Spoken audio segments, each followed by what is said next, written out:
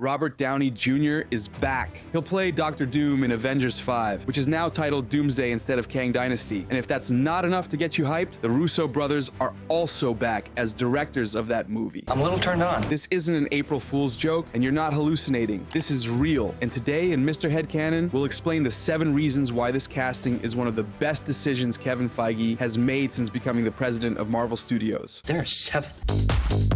One of Marvel's biggest problems until last Saturday was the villain of the multiverse saga. Jonathan Majors has some solid acting skills, but his character was nowhere near as intimidating as Thanos, because we didn't see a version of Kang that was as imposing as he is in the comics. He was defeated by Ant-Man with an army of ants. Defeated by freaking Ant-Man. To top it off, they would need to recast Kang anyways, because of Majors' legal problems. He's a convicted criminal. It wasn't impossible to fix the character, but Marvel had to win the audience back in Avengers 5. They had to convince us that a story about Kang was worth watching. But now, that's changed. With the announcement of Doomsday, it's obvious that Marvel changed plans for Avengers 5. Kang will be defeated off-screen by the TVA, as hinted at the end of Loki, and Dr. Doom will take his place as the main villain. It might seem rushed, since this will be Doom's debut in the MCU, but unlike Kang, or even Thanos initially, Doom doesn't need much introduction. Why not? Doom is the most important villain in Marvel Comics, and is well known by both fans and casual audiences. We've already seen his origin story twice in live action, so people know who he is. And yeah, I know. They didn't adapt him well either time, but he's still well known. It's not like they introduced the Beyonder, who's known only by comic book readers. Even my aunt knows who Dr. Doom is. So he's famous? Heck yeah. Marvel got rid of an obscure villain that wasn't working and was surrounded by controversy due to the actor, and replaced him with their best villain, played by their best actor. That's enough to get everyone really turned on. That's the second reason why this casting is awesome.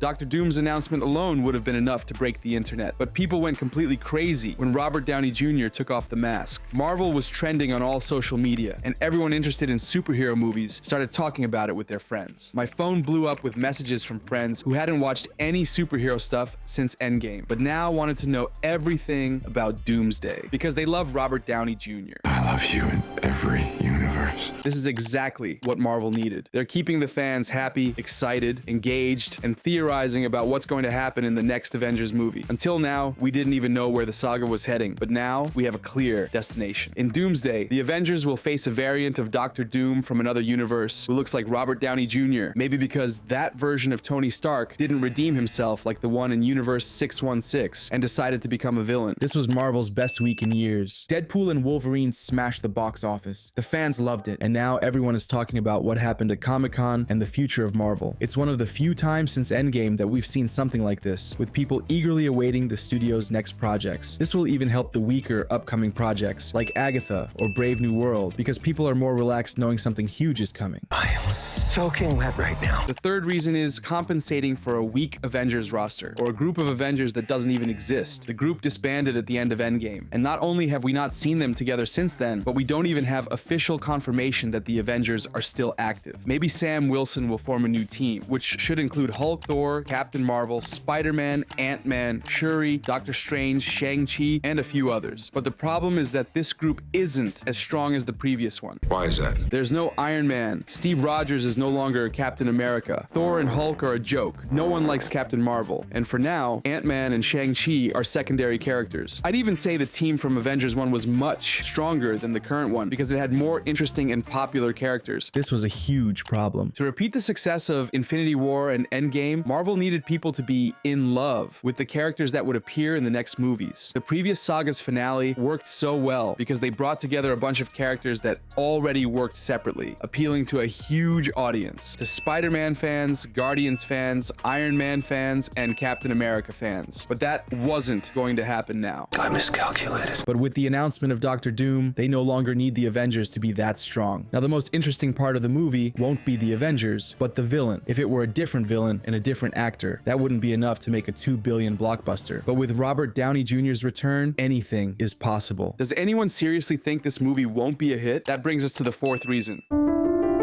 We are used to see all the Avengers movies making over 1 billion, but since they announced Secret Wars, people expect them to match or surpass Endgame's success. That movie made 2.7 billion worldwide and is the second highest grossing movie of all time. There was no way they could reach those numbers with Kang or the Beyonder as villains, not even with Hugh Jackman's Wolverine and Tobey Maguire's Spider-Man. But if you add a multiversal evil variant of Tony Stark who became Doctor Doom and wants to reshape the multiverse in his image, then those 2 billion don't seem far from reach.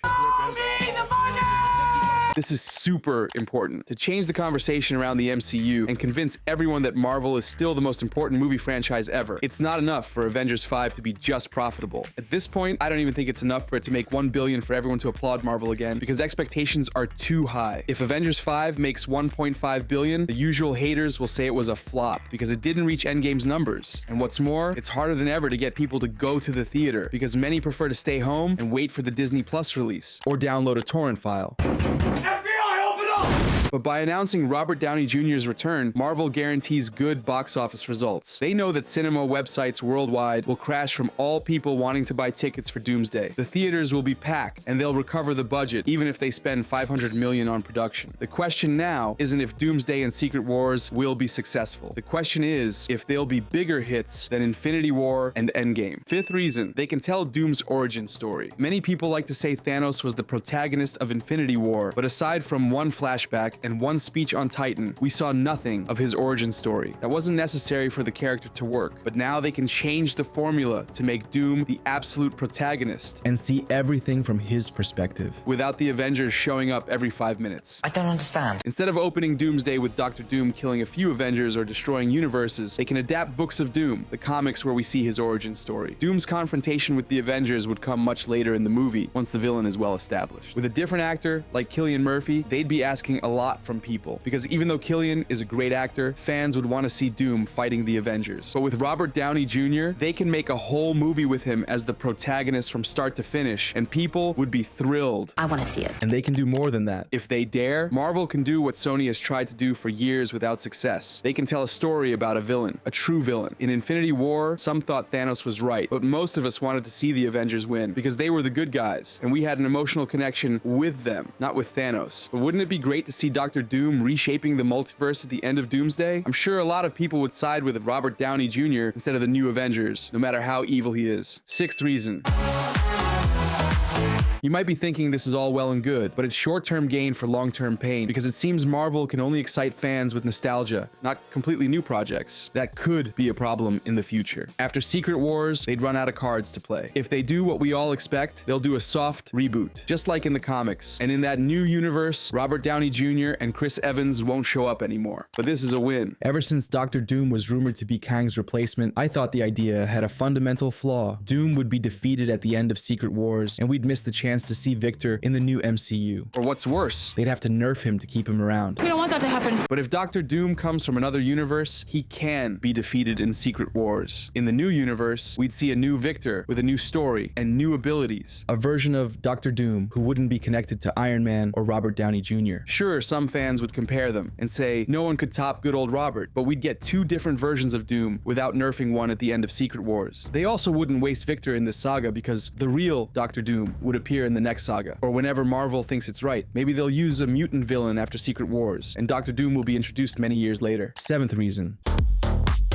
Until last Saturday, no one was asking Marvel to make Avengers 5 the best superhero movie ever. They could have made a normal crossover like Age of Ultron, and no one would have been shocked. But with Robert Downey Jr.'s return, the bar is set much higher. Now they have to make something as good or better than Infinity War, or people will set the cinema on fire. I'm sure Robert demanded that the story be fantastic to return, because this guy just won an Oscar. He's at the peak of his career, and he's not going to ruin it by being the main villain in a mediocre movie. Of course not. In fact, if Avengers Doomsday doesn't meet expectations, it could mark the end of the MCU. If they ruin Iron Man's legacy, or if Robert Downey Jr. returns just for cheap fan service, people will be very angry, and it will be extremely difficult to keep making movies in this shared universe, even if they do a soft reboot. But wait, why is that good? So much pressure can't be good. Or can it? Marvel is forced to make an amazing movie. That's why Kevin Feige brought back the Russo brothers, even though he once said he wouldn't work with them on Secret Wars, because he wanted to give new directors a chance. Feige knows he has to make the most important superhero movie in history to keep people happy. And we are the ones who benefit from this. Great! They can't deliver a mediocre project. They have to give us the best they can. The best story, the best special effects, the most epic scenes, the best characters, and the best villain. In any other situation, I'd say this is terrible for them. Because they have so much to lose. But if they do it right, this could be the most epic superhero movie ever. If you ask me, that's a huge win. Of course, none of this would be necessary if Kang had worked from the start. We explained why that villain didn't work in this video over here. Bye.